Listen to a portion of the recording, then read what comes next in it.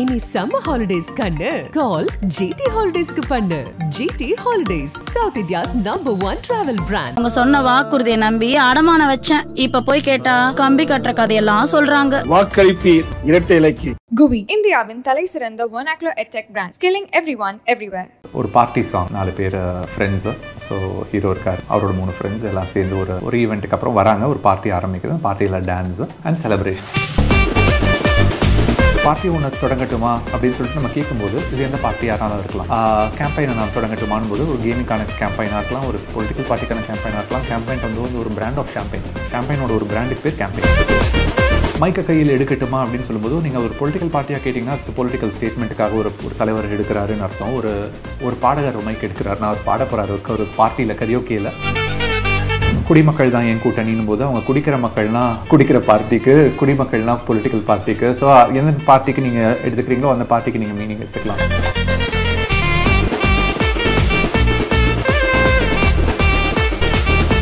கோ walk அப்படின்னா along with me, என் கூட சேர்ந்து நட, நம்ம மாற்றத்தை ஒன்றா சேர்த்து எடுக்கலான்ற ஒரு மீனிங்கில் வரும். கோவை நீங்கள் தமிழாக எடுத்துக்கிட்டிங்கன்னா தமிழில் கோனா அரசன், மாற்றம் வேணும்னா கோ வாக்குனா ஒரு அரசனை உண்டா அவன் மாற்றத்தை கொண்டு வருவான் அப்படின்ற மாதிரியான மீனிங்காக நீங்கள் எடுத்துக்கலாம்.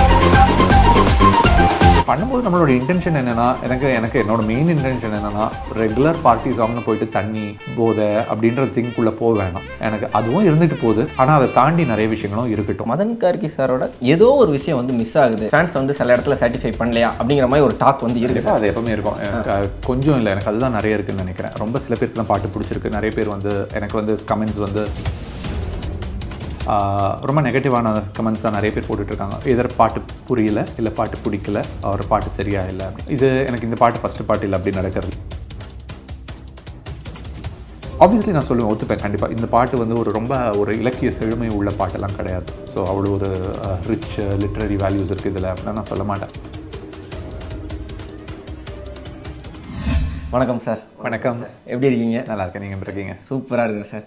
சார் இப்போ ரீசெண்டாக வந்து கோட் விசில் போடு பயங்கரமாக விசில் போட்டுக்கிட்டு இருக்கு, எல்லார் மத்தியிலையும் பயங்கர மில்லியன் வியூஸ்லாம் அடிச்சிக்கிட்டு இருக்கு. ஸ்டார்டிங்லேருந்து நான் உங்ககிட்ட பேச ஆரம்பிங்க சார். ஸோ இந்த கோட் விசில் போடுக்குள்ளே எப்படி நீங்கள் வந்தீங்க, என்ன சொல்லி உங்களை கூப்பிட்டாங்க? ஒரு பாட்டு ஒன்று வந்துச்சு ஃபஸ்ட்டு. அதுக்கப்புறம் அந்த பாட்டு கேட்டுட்டு என்னை கூப்பிடுங்கன்னு சொல்லி வெங்கட் பிரபு ஒரு மெசேஜ் போட்டார் வாட்ஸ்அப்பில். பாட்டு கேட்டேன், நல்ல செம்ம பெப்பியாக இருந்துச்சு. யுவன் பாடியிருந்தார், அவரோட வாய்ஸ்லேயே பாடியிருந்தார். பீட்ஸ் எல்லாம் ரொம்ப நல்லா இருந்துச்சு. கேட்டுட்டு அவர்கிட்ட கூப்பிட்டுட்டு நீங்கள் தான் பண்ணணும், அந்த பாட்டு லிரிக் பண்ணணும், நம்ம அவர் படத்துக்கு பேர் வைக்கல, இந்த பாட்டுக்கு வந்து ஒரு பார்ட்டி சாங். ஸோ ஒரு 4 பேர் ஃப்ரெண்ட்ஸு. ஸோ ஹீரோ இருக்கார், அவரோட 3 ஃப்ரெண்ட்ஸ் எல்லாம் சேர்ந்து ஒரு ஈவெண்ட்டுக்கு அப்புறம் வராங்க. ஒரு பார்ட்டி ஆரம்பிக்குது. பார்ட்டியில் டான்ஸு அண்ட் செலிப்ரேஷன். இதுக்கு இந்த பாட்டு வேணும்னு கேட்டார். எழுதிட்டு அனுப்புங்க அப்படின்னாரு. இப்படி தான் ஆரம்பிச்சு. ஸோ வந்து மதன் கார்கி சார் வந்து ஒன்று எடுத்தாலே வந்து அவருக்குன்னு ஒரு யூனிக்னஸ் இருக்கும். ஸோ இந்த பாட்டில் மதன் கார்கி சார் என்ன வச்சுருக்காப்புல? நிறைய இருக்குது, பாட்டுக்குள்ளே நிறைய லேயர்ஸ் இருக்குது. ஏன்னா எனக்கு ஒரு பார்ட்டி சாங் அப்படின்னு ஒன்று நிறைய பார்ட்டி சாங்ஸ் இருக்குது. ஏன்னா வெங்கட் பிரபு அவரோட படத்துலேயே ஒரு எக்கச்சக்கமான பார்ட்டி, அவ்வளோ எல்லா பாட்டும் வருது ஆல்மோஸ்ட் பார்ட்டி சாங் தான். அதில் நானும் 1-2 பார்ட்டி சாங் எழுதியிருக்கேன்னு நினைக்கிறேன். ஸோ இதெல்லாம் இல்லாமல் எக்ஸ்டர்னலாகவே நிறைய பார்ட்டி சாங்ஸ் ஏற்கனவே வந்திருக்கு. இதெல்லாம் இல்லாமல் என்ன நம்ம புதுசாக பண்ணலாம் அப்படின்றது தான் என்னோட ஒரு திங். எனக்கு எப்பவுமே இந்த எக்ஸ்பெரிமெண்டேஷன்ஸ் பிடிக்கும். புதுசாக எக்ஸ்பெரிமெண்ட் பண்ணி பார்க்கலாம், டிஃப்ரெண்ட்டாக ட்ரை பண்ணி பார்க்கலாம். இதுக்கு முன்னாடி விஜய் சார் கூட அசோசியேட் பண்ண அஸ்கலஸ்கா சாங்கில் ஃபுல்லாக அது நிறைய லாங்குவேஜஸ் வச்சு ட்ரை பண்ணியிருப்பேன். கூகுள் சாங்கில் ஃபுல்லாக டெக் வச்சு ஒரு கேர்ள் ஃப்ரெண்ட் பாய் ஃப்ரெண்ட் இன்ட்ரடியூஸ் பண்ணுற மாதிரின்ட்டு ஒரு சாங் ஒன்று இருக்கும். செல்ஃபி உள்ள பாட்டில் ரொம்ப அழகாக ஃபியூஷன் ஆஃப் ஒரு டெக்னாலஜியும் ஃபோக்கும், அந்த ஃபியூஷன் ஒன்று ரொம்ப அதில் எனக்கு ரொம்ப இன்ட்ரெஸ்டிங்காக ஒர்க் பண்ணேன். இந்த பாடல் பண்ணும்போது எனக்கு ஒரு டிஃப்ரெண்ட்டான ஒரு பார்ட்டி சாங் பண்ணணும். இப்படி பண்ண வேணாம். அந்த பார்ட்டின்றது வந்து நம்ம நிறைய டிஃப்ரெண்ட் மீனிங்ஸில் நம்ம எடுத்துக்கலாம். ஸோ அந்த எல்லா மீனிங்லையும் எடுத்துகிட்டு நம்ம பண்ணலாம். 1 2 இல்லை, 3 4 5 மீனிங் இருக்குது. எப்படி எந்த மீனிங் நீங்கள் எடுத்திங்கனாலும் அந்த மீனிங் அது ஒர்க் ஆகும். ஸோ ஒரு பார்ட்டி அப்படின்னு நீங்கள் சொன்ன உடனே உங்களுக்கு ஃபஸ்ட்டு தோன்ற விஷயம் இருக்குது. ஒரு பர்த்டே பார்ட்டியாக இருக்கலாம், ஒரு ஃப்ரெண்ட்ஸ் கூட ஒரு டான்ஸ் பார்ட்டியாக இருக்கலாம், ஒரு ட்ரிங்க்ஸ் பார்ட்டியாக இருக்கலாம், ஒரு கேம் பார்ட்டியாக இருக்கலாம். ஒரு கேம் ஆடணும், கேம் நைட்டுக்காகன்ட்டு ஒரு கேம் பார்ட்டி அரேஞ்ச் பண்ணுவாங்க. ஒரு கிரிக்கெட் மேட்ச், ஒரு ஃபுட்பால் மேட்ச், அதுவே ஒரு பார்ட்டி தான். எல்லோரும் சேர்ந்து செலிப்ரேட் பண்ணுற ஒரு party. Video game is another party. So video கேமிங்கில் பார்ட்டி மோட்னா ஃபுல்லாக ஒரு 4-5 ஃப்ரெண்ட்ஸ் எல்லாம் ஒன்றா சேர்ந்து ஒரு கேம்பெயின் ஆரம்பிப்பாங்க. அந்த கேம்பெயினில் போய்ட்டு ஹண்டிங் போவாங்க, போய் ஷூட்டிங்க்கு போவாங்க. அதில் போய்ட்டு அவங்க நிறைய விஷயங்கள் பண்ணுவாங்க. ஒரு பொலிட்டிக்கல் பார்ட்டி எடுத்திங்கன்னா பொலிட்டிக்கல் பார்ட்டியில் ஒரு திங். ஸோ பார்ட்டி ஒன்று தொடங்கட்டுமா அப்படின்னு சொல்லிட்டு நம்ம கேட்கும்போது இது எந்த பார்ட்டியானாலும் இருக்கலாம். கேம்பெயினை நான் தொடங்கட்டுமான்னு போது ஒரு கேமிங்கான கேம்பெயினாக இருக்கலாம், ஒரு பொலிட்டிக்கல் பார்ட்டிக்கான கேம்பெயினாக இருக்கலாம். கேம்பெயின் வந்து ஒரு பிராண்ட் ஆஃப் ஷாம்பைனோட ஒரு பிராண்டுக்கு பேர் campaign. So it can be a ஷாம்பைனாக இருக்கலாம். நீங்கள் ஒரு ட்ரிங்க் பார்ட்டின்னு அப்படி நீங்கள் எடுத்திங்கன்னா, ஸோ இது மாதிரி மைக்கை கையில் எடுக்கட்டுமா அப்படின்னு சொல்லும்போது நீங்கள் ஒரு பொலிட்டிக்கல் பார்ட்டியாக கேட்டிங்கன்னா இட்ஸ் பொலிட்டிக்கல் ஸ்டேட்மெண்ட்டுக்காக ஒரு தலைவர் எடுக்கிறாருன்னு அர்த்தம். ஒரு பாடகர் மைக் எடுக்கிறாரு, நான் ஒரு பாட போகிறாரு ஒரு பார்ட்டியில் கரியோக்கேயில் பாடுறதுக்காக மைக்கை கையில் எடுக்கட்டுமான்ட்டு அந்த பாட்டு எடுத்து ஒரு பாட போகிறாருன்னு அர்த்தம். ஒரு கேமிங்கில் ஒரு கேமர் எடுக்கிறாருன்னா வந்து அந்த மைக் கனெக்ட் பண்ணுறாருன்னா ஷெல் வி கனெக்ட் டுகெதர்னு ஃப்ரெண்ட்ஸ் கிட்ட கேட்குறாருன்னு அர்த்தம். ஸோ ஃப்ரெண்ட்ஸ் கிட்ட அவர் கேட்குறாரு ஒரு கேம் ஆரம்பிக்கலாமா அப்படின்றத மீனிங் அந்த இடத்துல. ஸோ அது might again has different meaning, ஒவ்வொரு இடத்துலையும் வேறு மீனிங் இருக்குது. குடிமக்கள் தான் என் கூட்டணின்னு போது அவங்க குடிக்கிற மக்கள்னா அந்த குடிக்கிற பார்ட்டிக்கு, குடிமக்கள்னா பொலிட்டிக்கல் பார்ட்டிக்கு. ஸோ எந்த பார்ட்டிக்கு நீங்கள் எடுத்துக்கிறீங்களோ அந்த பார்ட்டிக்கு நீங்கள் மீனிங் எடுத்துக்கலாம். ஸோ இது மாதிரி இந்த பாட்டு முழுக்கவே நம்ம டிஃப்ரெண்ட் மீனிங்ஸில் நம்ம எடுக்கலாம். ஸோ தண்ணி இல்லா ஊருக்குள்ளே குயிலுங்க பாட்டெல்லாம் கேட்பதில்லை அப்படின்னு சொல்லும்போது அது எந்த தண்ணி அப்படின்னு சொல்லிட்டு நீங்கள் மீனிங் எடுத்துக்கலாம். அது வந்து தண்ணி இல்லாத ஒரு கிராமத்துக்குள்ளே பஞ்சம் தலைவரிச்சிட்டு ஆடிட்டு இருக்கும்போது தண்ணி இல்லாத சமயத்தில் ஒரு பாட்டை ரசிக்கிறதுக்கு யாரும் மனநிலை இருக்காதுன்ற மீனிங்கில் நீங்கள் எடுத்துக்கலாம். நீங்கள் இந்த சைடில் வந்தீங்கன்னா ஒரு பார்ட்டியில் தண்ணி இல்லைன்னா அந்த பார்ட்டியில் வந்து யாரும் பாட்டு இதெல்லாம் இதுமாதிரிலாம் வேஸ்ட்டு அப்படின்ற மாதிரியான ஒரு இதுதான் வந்து எனக்கு அந்த பாட்டு எழுதும்போது ஐ வாண்ட் அப்ஸ்ட்ராக்ட் நிறைய டிஃப்ரெண்ட் இதை உள்ளே போட்டு நம்ம ஐ வாண்டட் டு டூ எல்லா டிஃப்ரெண்ட் லேயர்ஸும் நம்ம ட்ரை பண்ணி பார்க்கலாம் அப்படின்னு சொல்லி நான் ரொம்ப என்ஜாய் பண்ணேன் அந்த பாட்டு. அவ்வளோ எக்ஸ்பெரிமெண்ட் இருந்துச்சு அந்த பாட்டுக்குள்ளே. ஒரு பர்டிகுலர் செக்மெண்ட் இதே மாதிரி நான் சொல்லுவேன். அந்த மைக்கேல் ஜாக்சன் மூன் வாக்கு, மார்லின் பிராண்டோனா டான் வாக்கு, மார்த்தன் மீனம்னா கோ வாக்கு, உன் பார்ட்டிக்கு தான் எங்கள் வாக்குன்னு ஒரு லைன் போகும். ஸோ அதில் எல்லாம் பிரபுதேவா சாருக்கு ஒரு லைனு, பிரசாந்த் சாருக்கு ஒரு லைனு, அவங்களுக்கு ஒரு லைன் போயிட்டுருக்கும். ஸோ இதில் எனக்கு இது ரொம்ப க்யூட்டாக இருந்துச்சு எனக்கு எழுதும்போது. எனக்கு நான் ரொம்ப என்ஜாய் பண்ணேன். மாற்றம் வேணும்னா கோ வாக்கு அப்படின்னு சொல்லிட்டு ஒரு சேஞ்ச் வேணும்னா கோ ஃபார் அ வாக். ஒரு வாக் போனேன்னா உன்னோட உடம்பு இழைக்கும், உன்னோட உடம்புக்கு நல்லதுன்ற ஒரு சைடில் போகும். ஆனால் அதே இது வந்து நீ நடை போனால் தான் உனக்கு, தெருவில் போனால் தான் உனக்கு மக்கள் தெரியும், அவங்களோட வழி தெரியும், பொருளாதாரம் தெரியும், என்ன இருக்குது இல்லை தெரியும், இயற்கை வளங்கள் தெரியும், எல்லாமே அங்கே தெரியும். ஸோ இதுக்காக தான் அன்றைக்கி ராஜா காலத்தில் இளவரசர்களை வந்து திக்விஜயம் அனுப்புவாங்க. ஃபுல்லாக இதுக்குள்ளே போன்னு சொல்லிட்டு அவங்கள அனுப்புவாங்க, மக்களோட மக்களாக இருன்னு அனுப்புவாங்க. இன்றைக்கி வந்து அரசியல் தலைவர்கள் நடைப்பயணம் போகிறதும் அதுக்கு தான், மக்களோட கனெக்ட் பண்ணுறதுக்கு தான், அவங்களோட பிரச்சனைகளை அவங்ககிட்ட இருந்து நேரடியாக கேட்கறதுக்கு தான். ஸோ இந்த வாக்குன்றது வந்து ஒரு மாற்றத்துக்கான ஒரு சேஞ்ச். மாற்றம் வேணும்னா ஒரு வாக் அப்படின்னு. ஸோ அந்த வாக்குன்னு நீங்கள் எடுத்திங்கன்னா இன்னொரு அந்த கோவை வந்து நீங்கள் இங்கிலீஷ் கோவாக எடுத்துக்கிட்டிங்கன்னா கோ வாக் அப்படின்னா அலாங் வித் மீ, என் கூட சேர்ந்து நட, நம்ம மாற்றத்தை ஒன்றா சேர்த்து எடுக்கலான்ற ஒரு மீனிங்கில் வரும். அதே கோவை நீங்கள் தமிழாக எடுத்துக்கிட்டிங்கன்னா தமிழில் கோனா அரசன், மாற்றம் வேணும்னா கோ வாக்குன்னா ஒரு அரசனை உண்டாக்கு, அவன் மாற்றத்தை கொண்டு வருவான் அப்படின்ற மாதிரியான மீனிங்கில் நீங்கள் எடுத்துக்கலாம். ஸோ இத்தனை டிஃப்ரெண்ட் மீனிங் அந்த கோ வாக்கு அப்படின்றதுக்குள்ளே ஒன்று இருக்குது. உன் பார்ட்டிக்கு தான் எங்கள் வாக்குன்னும் போது அந்த வாக்குன்றது வந்து ஓட்டுனும் நீங்கள் எடுக்கலாம் பொலிட்டிக்கல் பார்ட்டியாக, உங்கள் இல்லை வேணான்னா உன்னோட பார்ட்டியை நோக்கி தான் நாங்கள் நடந்து வரோன்ற மாதிரியான இங்கிலீஷ் வாக்காகவும் நீங்கள் எடுக்கலாம். ஸோ எனக்கு அதை கேட்கும்போது இது வந்து ஒரு 2 லாங்குவேஜில் எப்படி கேட்டாலும் இந்த பாட்டுக்கு வெவ்வேறு மீனிங் வரணும், ஒரே லாங்குவேஜில் எப்படி கேட்டாலும் வெவ்வேறு மாதிரியான மீனிங் வரணுன்ட்டு நிறையா லேயர்ஸ் இந்த பாட்டுக்குள்ளே போட்டுட்டு ஜஸ்ட் ஒர்க். பயங்கரமாக ஒர்க் பண்ணியிருக்கிறீங்க. நான் எதுக்கு வந்து நானே கேட்கலாம்னு நினச்சேன், பட் நீங்களே அதை பயங்கரமாக டீகோட் பண்ணி ஒவ்வொன்றா துணி சொல்லிட்டீங்க நீங்கள். அதனால் நான் கேட்குறேன் சார். ஏன்னா வந்து விஜய் சார் வந்து அடுத்து பொலிட்டிக்கல் என்ட்ரி போகிறாப்புல. ஆனால் பாட்டில் வந்து பசங்க டீகோட் பண்ணதில்லை, நீங்கள் டீகோட் பண்ணுறதுக்கு முன்னாடியே வந்து பாட்டு வந்தோன்னா பயங்கரமாக டீகோட் பண்ணி வச்சுட்டாங்க. ஸோ மைக் எடுக்கட்டுமாலேருந்து சொல்கிறேன்னே, இப்போ விஜய் சார் வந்து மைக் இப்போ ஒவ்வொரு ஆக்டருக்கும் நீங்கள் சொன்ன மாதிரி நிறையா விஷயங்கள் இருக்கும். ஆனால் விஜய் சார் மைக் எடுக்கட்டுமான்னா ஸ்ட்ரைட்டாக வந்து அடுத்து என்ன அவர் போகிறாரோ பொலிட்டிக்கல், அதை வச்சு தான் அது வந்து பேச போகுது. ஸோ இதெல்லாம் உங்களுக்கு ப்ரெஷர் இருந்திருக்குல்ல, நம்ம பார்த்து எழுதணும், பட் பார்த்து எழுதணும் அப்படின்னா அங்கே போய் கனெக்ட் ஆகும். இங்கே கனெக்ட் ஆகும். ப்ரெஷர்லாம் எடுத்துகிட்டு எழுதவே முடியாது. ஃபஸ்ட்டு வந்து பாட்டு வந்து நம்ம என்ஜாய் பண்ணோம் எழுதுறதுக்கு. அந்த பாட்டை கேட்கும்போது நம்ம ஒரு டைரக்டரோட விஷன் ஒன்று இருக்குது, மியூசிக் டைரக்டரோட ஒரு தாட் ஒன்று இருக்குது, நம்ம ஆக்டரோட ஒரு திங் இருக்குது, சிங்கரோட ஒரு திங், எல்லாமே சேர்ந்து தான் ஒரு பாட்டு. எதுவுமே துண்டாக இதனால தான் இந்த பாட்டு நல்லா இருக்குது இதுவாக நம்ம சொல்ல முடியாது. ஸோ எல்லாரோட ஒரு பங்கும் ரொம்ப ஒரு பெரிய பங்கு இருக்குது இந்த ஒரு சாங் அப்படின்னு சொல்லி போகும்போது. ஸோ ப்ரெஷர் அப்படின்ட்டு இல்லை. நான் பாட்டு எழுதுகிற டைமில் பொலிட்டிக்கல் பார்ட்டி அனௌன்ஸ் பண்ணல, பார்ட்டி வரப்போகுதுன்னு தெரியாது. ஸோ நான் பாட்டு எழுதின சமயத்தில் இது ஒரு ரூமர் மட்டும் இருந்துச்சு, இது மாதிரி ஒன்று வரலாம் அப்படின்னு சொல்லிட்டு வெங்கட் பிரபுவும் சொன்னார், இந்த படம் முடித்தோன்னா அனௌன்ஸ்மெண்ட் பண்ணலாம் அவங்க, மேபி பி ஸ்டார்டிங் பார்ட்டின்னு சொல்லிட்டு. அப்போ வெங்கட் பிரபுவும் சொல்லிட்டு இருந்தார் நான் எழுதின சமயத்தில். அப்போ டைட்டிலும் வைக்கல படத்துக்கு. ஸோ அப்போ டைட்டில் என்னன்னு தெரியாது நான் பாட்டு எழுதும் போதும். ஸோ அது நமக்கு எல்லாமே ஒரு பிளாங்காக தான் நம்ம ஆரம்பிக்கிறோம். ஸோ பண்ணும்போது நம்மளோட இன்டென்ஷன் என்னென்னா, எனக்கு என்னோட மெயின் இன்டென்ஷன் என்னென்னா, ரெகுலர் பார்ட்டி சாங்னு போயிட்டு தண்ணி போதை அப்படின்ற திங்குள்ளே போக வேணாம். எனக்கு அதுவும் இருந்துட்டு போகுது, ஆனால் அதை தாண்டி நிறைய விஷயங்களும் இருக்கட்டும். ஸோ எனக்கு வந்து அதுதான் எனக்கு மெயினாக இருந்துச்சு மெயின். கண்டிப்பாக சார். ஏன்னா அந்த மாதிரி போகாமல் அதில் ஒரு கருத்து நம்ம சொல்கிறோங்கிறது ஒரு நல்ல விஷயந்தான். இந்த இதை வந்து இவ்வளோ தூரம் டீகோட் பண்ணி பேசும்போது, ஏன்னா பாட்டெல்லாம் எழுதி கொண்டதுக்கப்புறம் பார்ட்டியெல்லாம் வந்து சார் ரிலீஸ் பண்ணாங்க. அப்போ வந்து பார்ட்டி சார் வந்து பாட்டெல்லாம் பார்த்துருப்பாப்புல, வெங்கட் பிரபு சார் பார்த்துருப்பேன். என்ன மெர்ச்சாகிற மாதிரி இருக்குது அப்படின்னு எதுவும் கேட்டது இல்லையா? இல்லை எதுவும் கேட்கல. விஜய் சார் தேங்க்ஸ் மட்டும் சொன்னார் பூஜையில். வெங்கட் பிரபுக்கு ரொம்ப பிடிச்சிச்சு. அந்த எல்லா மீனிங்கும் நான் எக்ஸ்பிளைன் பண்ணி சொன்னேன். இப்போ நான் உங்களுக்கு சொன்னேன் நிறைய மீனிங்லாம்.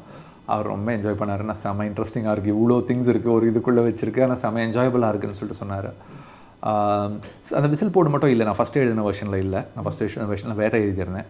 அப்புறம் வெங்கட் பிரபு சார் வந்து சொன்னார், அது வந்து ரொம்ப ஒரு செலிப்ரேட்டரி மூடு கொண்டு வரல, நம்ம செலிப்ரேட்டரி மூடாக அதாவது கொண்டு வரலாம்னு சொல்லிட்டு பிரெயின் ஸ்டார்ம் பண்ணிகிட்டு இருந்த சமயத்தில் நிறைய கேள்வி கேட்டுருந்தேன். அப்போ அவர்கிட்ட படத்தோட டைட்டில் என்னன்னு சொல்லி கேட்டேன். அப்போ தான் விசில் போடுன்னு வைக்கலான்னு ஒரு டைட்டில் ஐடியா இருக்குது அப்படின்னாரு. ஸோ படத்துக்கு விசில் போடுன்னு டைட்டில் வைக்கலாம் அப்படின்னா சரி நம்ம அதை இங்கே யூஸ் பண்ணலாமான்னு கேட்டேன். மீட்டில் ஃபிட் ஆகுமான்னு கேட்டார். ஃபிட் ஆகும், யுவன் கிட்ட மட்டும் அட்ஜஸ்ட் பண்ணிக்க சொல்லணும்னு சொன்னேன். யுவன் அதெல்லாம் பண்ணலாம் நல்லா இருக்குன்னு சொல்லிட்டு தென் வி வென்ட் வித் அந்த விசில் போடுன்றது. அப்புறம் தான் நம்ம கொண்டு வந்தோம். ஸோ முன்னாடி வந்து நான் சல்யூட் வச்சு மாதிரி ஒன்று பண்ணியிருந்தேன்.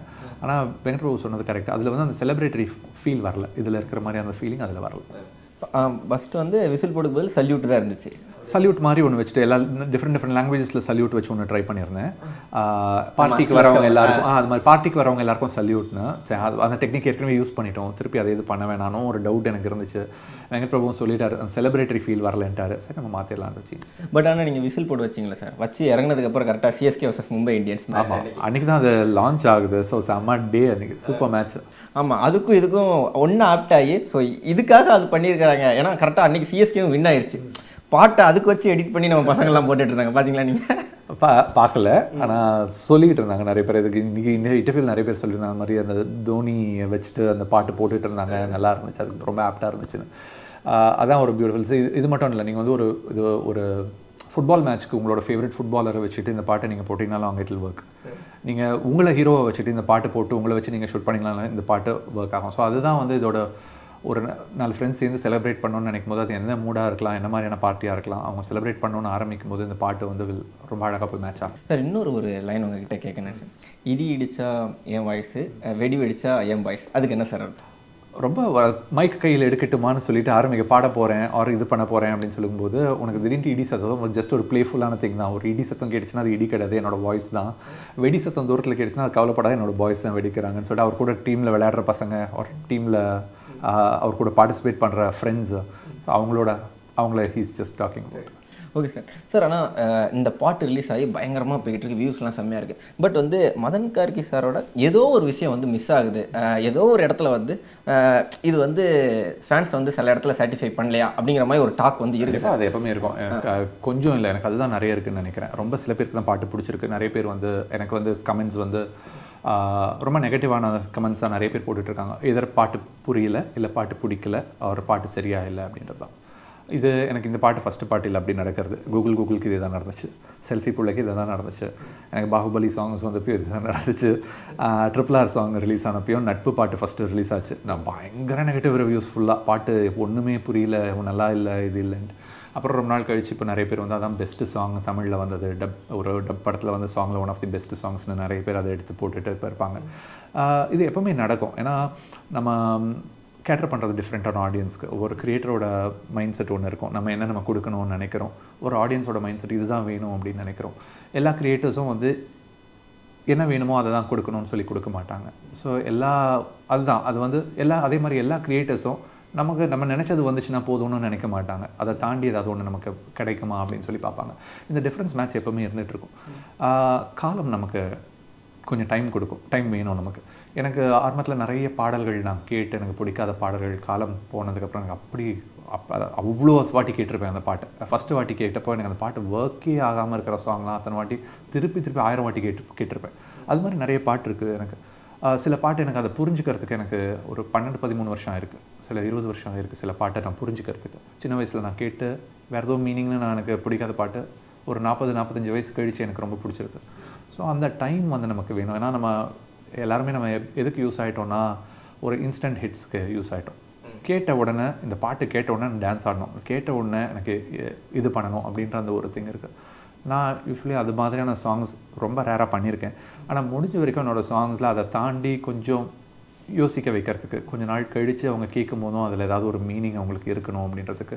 ஸோ செல்ஃபி புள்ள பாட்டு வந்த பற்றின நிறைய பேர் வந்து அதுக்கப்புறம் சார் இந்த எக்ஸாமில் ஜூபிட்டரில் 3 மொத்தம் 63 நீங்கள் எழுதின லைனால் தான் எனக்கு ஒரு மார்க் கிடச்சிதுன்னு சொல்லிட்டு எனக்கு மெசேஜ் போட்டாங்க ட்விட்டரில். நிறைய பேர் அந்த சாங்கில் இன்ஸ்டாகிராமத்தில் வாடி வாழலாம். அப்போ வந்தப்போ புரியல எங்களுக்கு அது என்ன இன்ஸ்டாகிராம்னு. இப்போ தான் எங்களுக்கு புரியுது இன்ஸ்டாகிராம்னா என்ன. அப்போ இன்ஸ்டாகிராம் பாப்புலர் இல்லை. ஸோ இந்த ஒரு டிஸ்கனெக்ட் எப்பவுமே இருந்துகிட்டு இருக்கும்.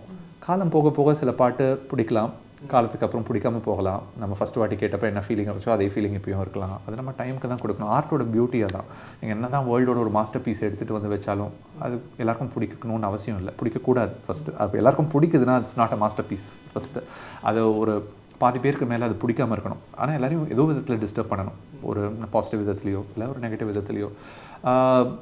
ஆப்வியஸ்லி நான் சொல்லுவேன், ஒத்துப்பேன் கண்டிப்பாக. இந்த பாட்டு வந்து ரொம்ப ஒரு இலக்கிய செழுமை உள்ள பாட்டெல்லாம் கிடையாது. ஸோ அவ்வளோ ஒரு ரிச் லிட்ரரி வேல்யூஸ் இருக்குது இதில் அப்படின்னா நான் சொல்ல மாட்டேன். ஆனால் ஒரு லிரிக்கு தேவையான நிறைய எக்ஸ்பெரிமெண்டேஷன்ஸ் அந்த பாட்டுக்குள்ளே கண்டிப்பாக இருக்குது. அஸ் லிரிக் ரைட்டர் எனக்கு அது தெரியும். அந்த எக்ஸ்பெரிமெண்டேஷன் புரிஞ்சிக்கப்படலான்றது காலத்தோட கையில் தான் நான் விட்டுறணுமே தவிர்த்து நான் இன்ஸ்டன்ட் இதுக்கு நான் டோன்ட் ரியாக்ட். எனக்கு எப்படி டைம் தேவைப்பட்டுச்சோ சில பாட்டை புரிஞ்சுக்கிறதுக்கு, அதே டைமை நான் வந்து பாட்டு கேட்குறவங்களுக்கும் நான் கொடுக்கணும். அவங்களுக்கு let them take the time. அவங்களோட இன்ஸ்டன்ட் ரியாக்ஷனை எடுத்துக்க வேணாம். இன்னும் கொஞ்சம் நாள் கழிச்சு அவங்க என்ன சொல்கிறாங்கன்னு பார்க்கலான்னு சொல்லிட்டு ஐ வாண்ட் டு கிவ். கண்டிப்பாக சார். ஏன்னா வந்து ஒரு படைப்பாளி வந்து ஒரு விஷயத்தை வந்து எழுதி அனுப்புறது வந்து ஒரு குழந்தை பிறக்கிற மாதிரி. அதை உட்காந்து நம்ம எழுதி பண்ணணும். பட் அதை நீங்கள் அவ்வளோ தூரம் இப்போ நீங்கள் சொல்லும் போதே வந்து ஒரு வார்த்தை எழுதுறதுக்கு நீங்கள் அவ்வளோ தூரம் ரிசர்ச் பண்ணியிருப்பீங்க. ஸோ இந்த வார்த்தை இங்கே போடலாமா, இது வந்து கரெக்டாக இருக்குமா, மேட்ச் ஆகுமா, நம்ம உட்காந்து போடும்போது இது வந்து ஆடியன்ஸ்கிட்ட போகாமல் டக்குன்னு வாயில் வர்ற ஒரு சொல்லு இல்லை வாயில் புரியாத ஒரு சொல்லோ நம்ம டக்குன்னு கொடுக்குறோம் அப்படின்னா அதை டக்குன்னு கேட்ச் பண்ணிடுறாங்க. கேட்ச் பண்ணி அது நல்லா இருக்குது, பயங்கரமாக இருக்குது அப்படிங்கிற மாதிரி பயங்கரமாக கொண்டாடுறாங்க சில விஷயங்கள். இப்போ நீங்கள் சொல்கிற RRR இருக்கட்டும், எல்லாத்துலேயுமே வார்த்தைகள் அவ்வளோ செம்மையாக அழகாக இருக்கும், சூப்பராக இருக்கும். பட் அதை கொண்டாடுறதுக்கு ஒரு டைம் எடுக்கும்போது உங்களுக்கு அது சில நேரங்களில் என்னடா இது ரொம்ப கஷ்டப்பட்டு ஒரு விஷயம் பண்ணி இது பண்ணுறோம் வரமாட்டேங்குது. ஆரம்ப டைமில் நான் எழுத வந்த புதுசில் எனக்கு அந்த ஃபீலிங் நிறைய இருந்துச்சு.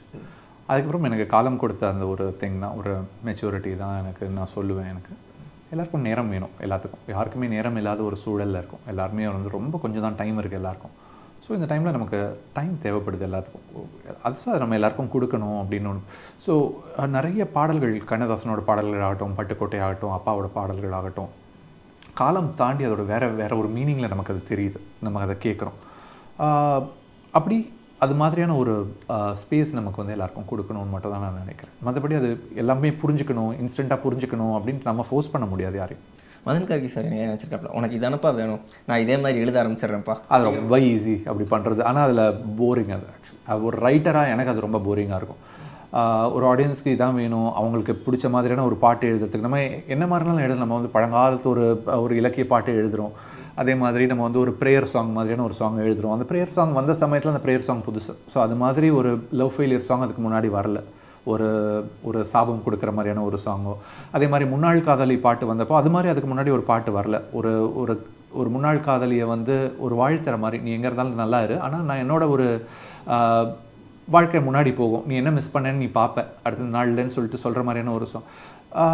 அதே கூகுள் வந்தப்போ அது மாதிரி சாங் முன்னாடி வரல. ஒவ்வொரு சாங் நம்ம பண்ணும்போதும் நம்ம அதில் ஏதாவது ஒன்று புதுசாக பண்ணணும் அப்படின்னு சொல்லிட்டு நினைக்கிறோம். எனக்கு அந்த தாட் தான் முக்கியமே தவிர்த்து அது எப்படி போய் சேருதுன்றது வந்து டைம் தான் அது. ஏன்னா சார் நீங்கள் சொல்லும்போது அது சில விஷயம் அந்த பிரேக்கப்பில் கூட அந்த ரெஸ்பான்சிபிலிட்டியோடு எடுத்துருக்கீங்க.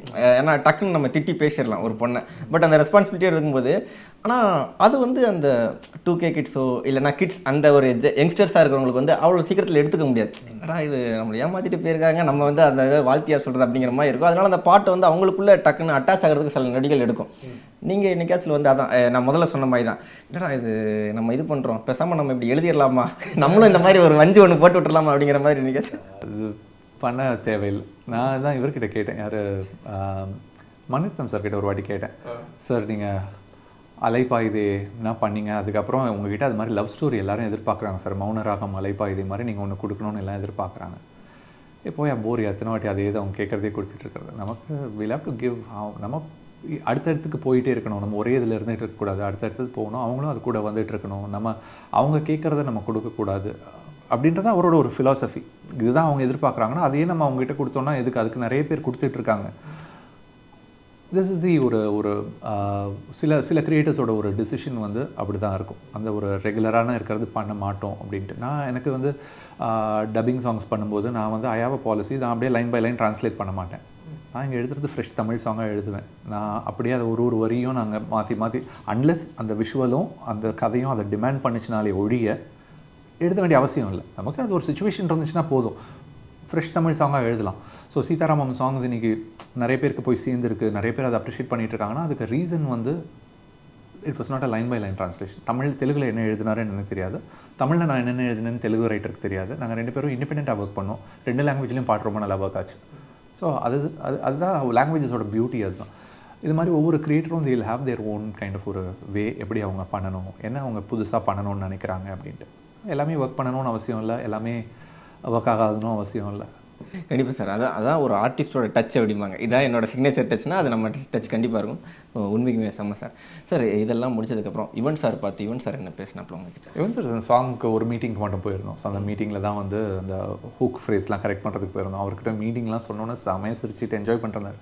ஒவ்வொரு லைனுக்கு ஓ அப்படியா இப்படியா அப்படின்னு சொல்லிட்டு அப்படியே மாற்றி சொல்லியிருந்தேன் சார். என்ஜாய் பண்ணோம் அந்த ப்ராசஸ். ஒரு சின்ன டைம் விண்டோ தான். ஸோ அதை ரொம்ப என்ஜாய் பண்ணி பண்ணோம். Okay sir. வேறு எத்தனை பாட்டு பண்ணியிருக்கீங்க கோட்டில் ஒரே பாட்டு தான், இந்த பாட்டு மட்டும் தான். மிச்ச சாங்லாம் கங்கைமரன் சார் ஒரு பாட்டு பண்ணியிருக்காங்க, தம்பி கபிலன் வைரமுத்து ஒரு பாட்டு பண்ணியிருக்காரு, அறிவு ஒரு பாட்டு பண்ணியிருக்காரு, விவேக் ஒரு பாட்டு பண்ணியிருக்காரு. ஸோ ஐ திங்க் ஒரு 5 பாட்டு இருக்குன்னு நினைக்கிறேன். வேறு ஏதாச்சும் பார்த்தீங்களா சார்? கோட் விஷுவல்ஸ் எதுவுமே பார்க்கல, எனக்கு கதையும் என்னன்னு தெரியாது, படமும் என்கிட்ட அதெல்லாம் கேட்டுறாதீங்க அப்படிங்க. கேட்டாதீங்களா? கேட்டாலும் எனக்கு சொல்ல தெரியாது, கதை உண்மையிலே தெரியாது. Okay sir. ஸோ ரொம்ப அருமையாக நிறைய விஷயங்கள் நீங்கள் ஷேர் பண்ணிக்கிட்டீங்க. கண்டிப்பாக ஏன்னா எனக்கு வந்து இது மட்டும் சம்பாதிக்க மட்டும் வரல, என்னோட ரெஸ்பான்சிபிலிட்டியோடு சேர்த்தா நான் எல்லாத்தையுமே பண்ணுவேன் அப்படிங்கிறது வந்து அது ஒரு கலைஞனுக்கு ஒரு பெரிய கிரீடம் மாதிரி. கண்டிப்பாக இந்த இது மட்டும் உங்களுக்கு உயரம் இல்லை, மேலே நிறைய உயரங்களுக்கான பெரிய வாழ்த்துக்கள். நேரம் ஒதுக்கி இந்தியா கிளிஸ்க்கு இன்டர்வியூ கொடுத்துருக்கு ரொம்ப தேங்க்யூ ஸோ மச் மேம். நன்றிங்க. இனி சம்மர் ஹாலிடேஸ் கண்ணு கால் ஜிடி ஹாலிடேஸ்க்கு பண்ணு. GT holidays South India's number 1 travel brand. அவங்க சொன்ன வாக்குறுதியை நம்பி அடமான வச்சேன். இப்ப போய் கேட்டா கம்பி கட்டுற கதையெல்லாம் சொல்றாங்க.